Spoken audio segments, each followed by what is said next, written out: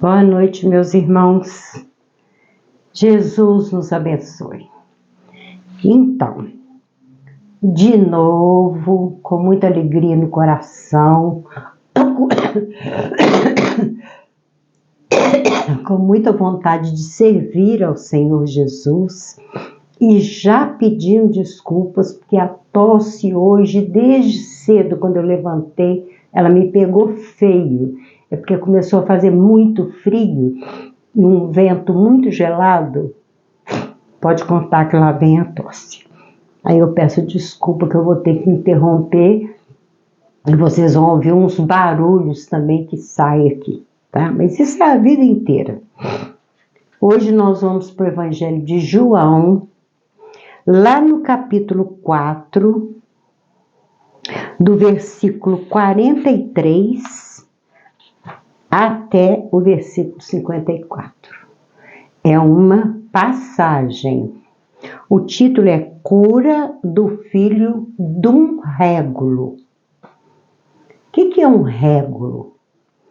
Um régulo é um rei de uma pequena província, de um lugar minúsculo. Lá no dicionário está dizendo que régulo é um rei sem importância. É aquele que praticamente ninguém conhece, não manda em nada. Esse é um régulo, tá? Para ele, para a comunidade onde ele vive, ele é um rei, mas para os outros ele é um régulo. Então, é a cura do filho desse rei.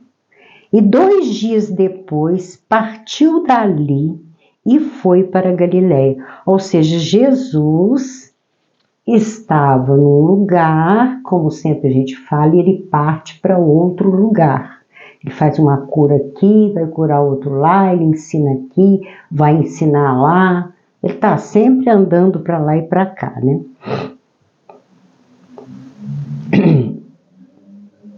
E 2 dias depois, partiu dali e foi para Galiléia.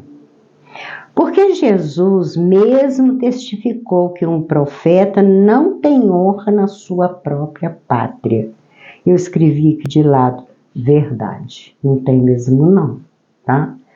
Lembra, gente, quando Chico Xavier, com toda a sua grandeza, foi indicado ao Prêmio Nobel da Paz? Vocês lembram disso?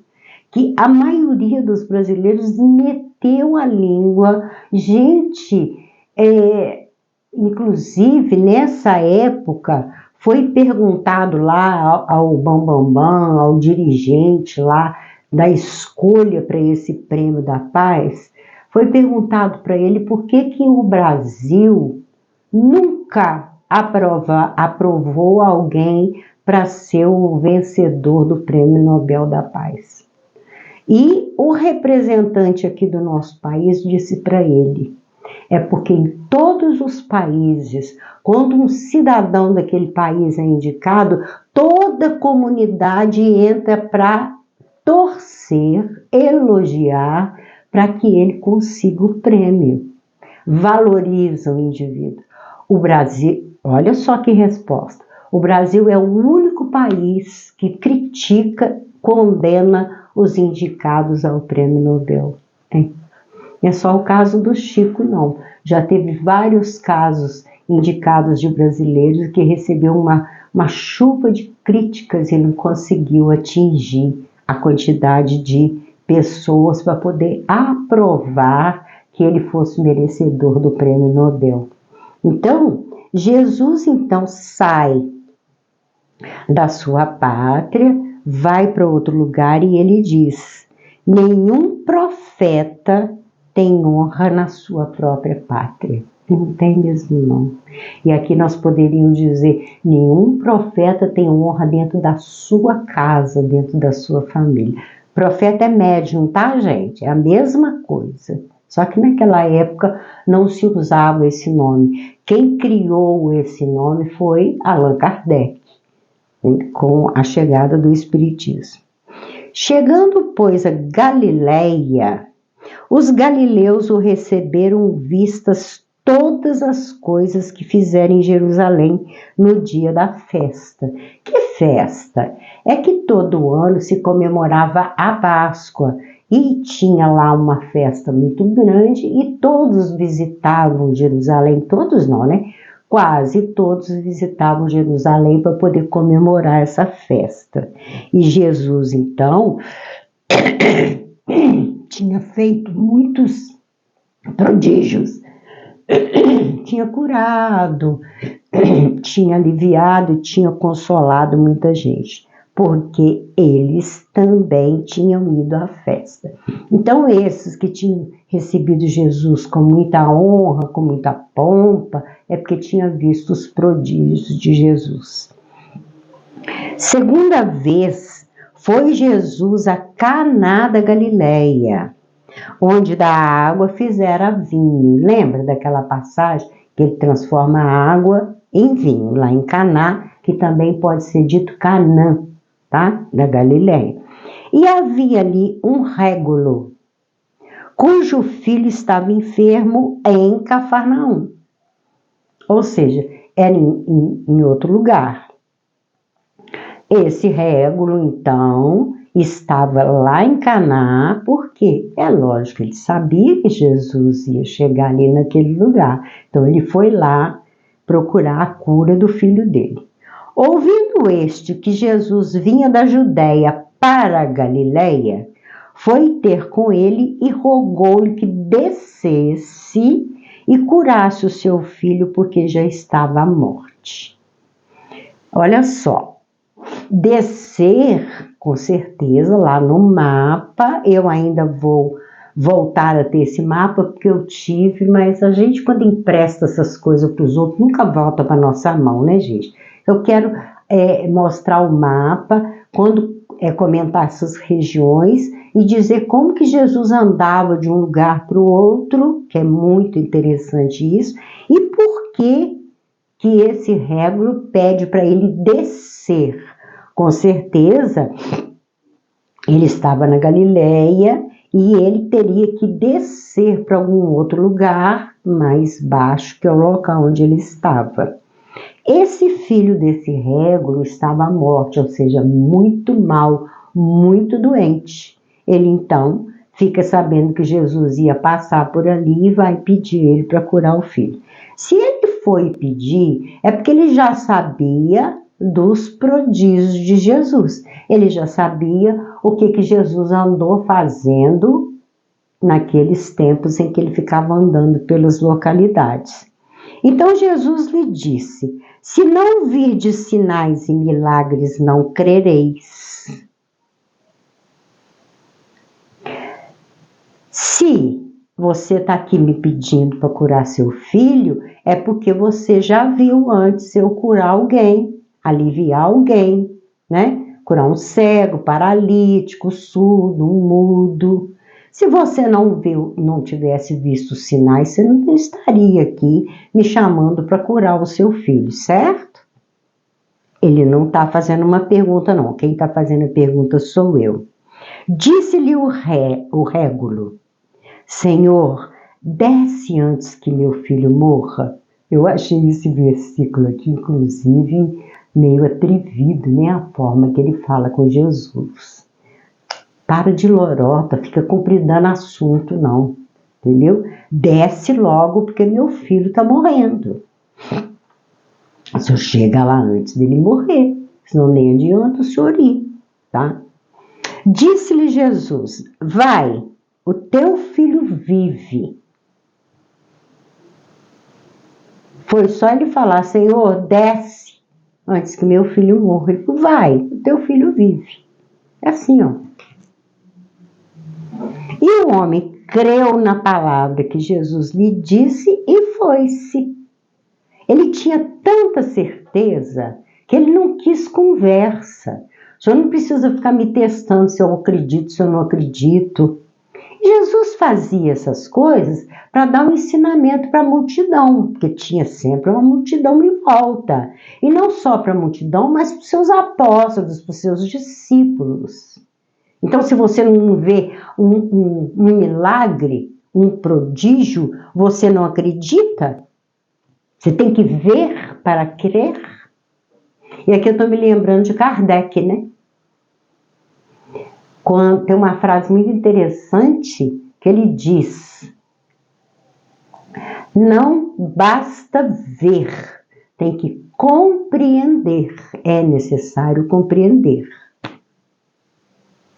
Compreender é muito mais difícil do que ver. Porque quando você vê um fenômeno, você pode até depois duvidar dele.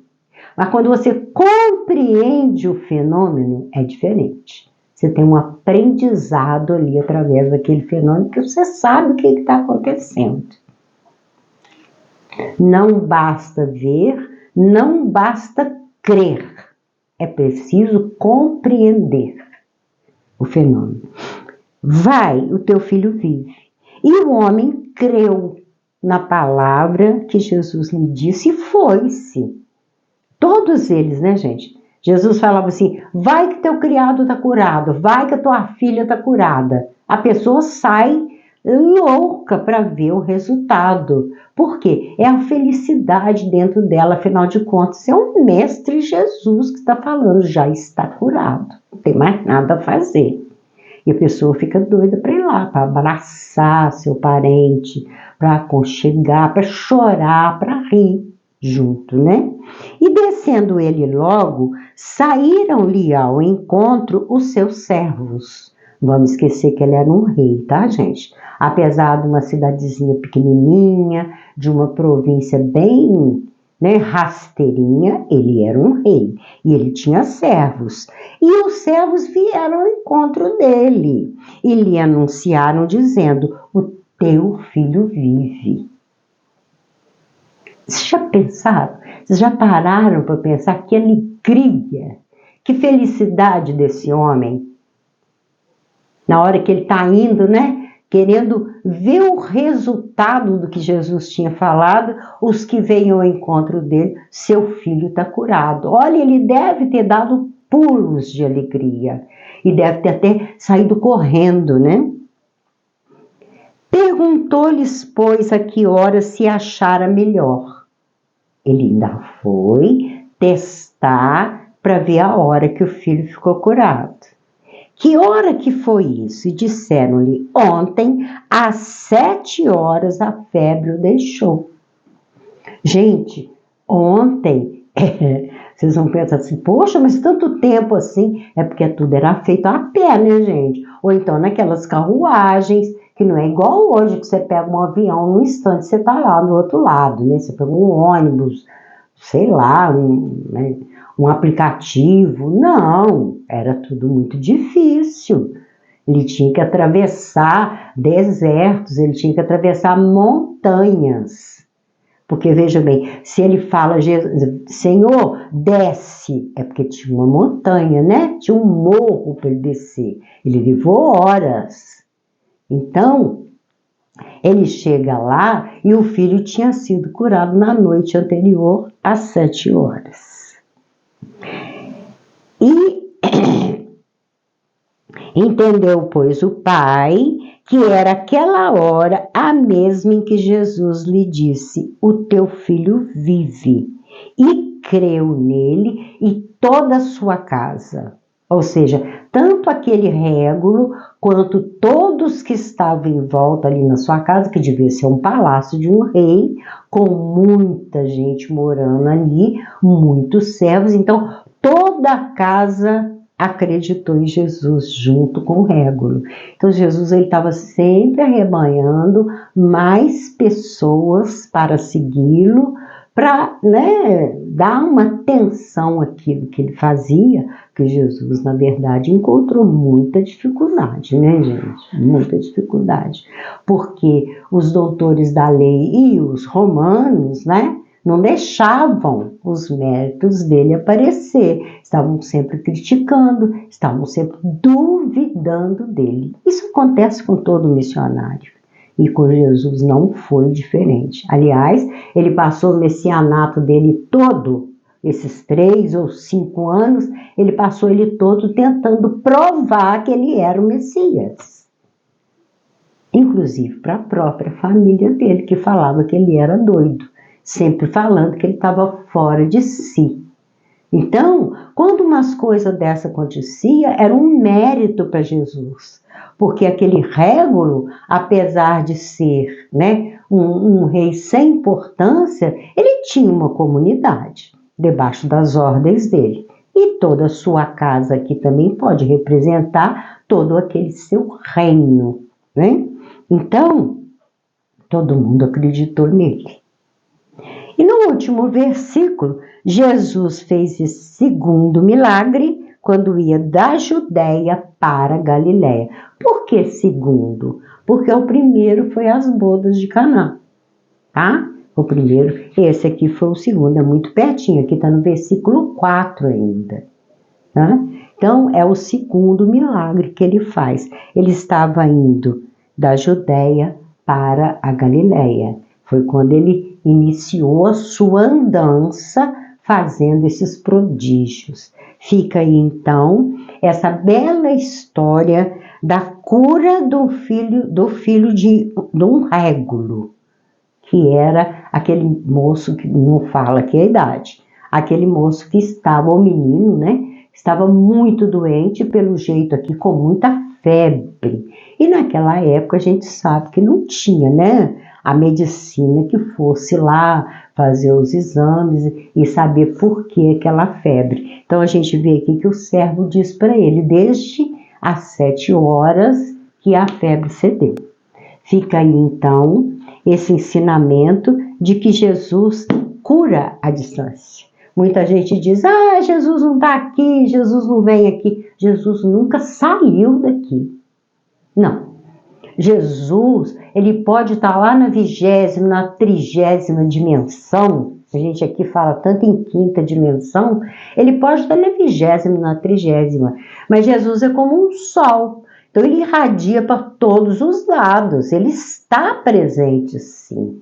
Afinal de contas, ele é o suzerano, ele é o governador do nosso planeta, está sobre as ordens, sobre a proteção maior dele. E ele sabe de tudo que acontece aqui, sim. Ele, como naquela passagem que a gente leu sobre o pastor das ovelhas, ele mostra que ele conhece todas. E Jesus nunca trabalhou sozinho. Então, naquela hora que ele falou, vai, o teu filho já está curado. Os trabalhadores, milhares, né, uma pleide de milhares de trabalhadores da seara de Jesus já tinham ido lá e já tinham curado o menino. E mesmo que não fossem os trabalhadores, um simples pensamento de Jesus dirigido àquele menino ou adolescente, aqui não fala a idade, um simples pensamento, um desejo de Jesus, ele curou o menino. Vamos ao nosso presente de hoje. Gente, o presente de hoje é todo fantasioso. Eu coloquei nome nele de carnaval. Não sei onde que eu estava com a cabeça que eu fiz uma garrafa tão palhacenta. Olha, tem gente que gosta de coisas coloridas. Isso tudo é continho que eu ganho, tá, gente?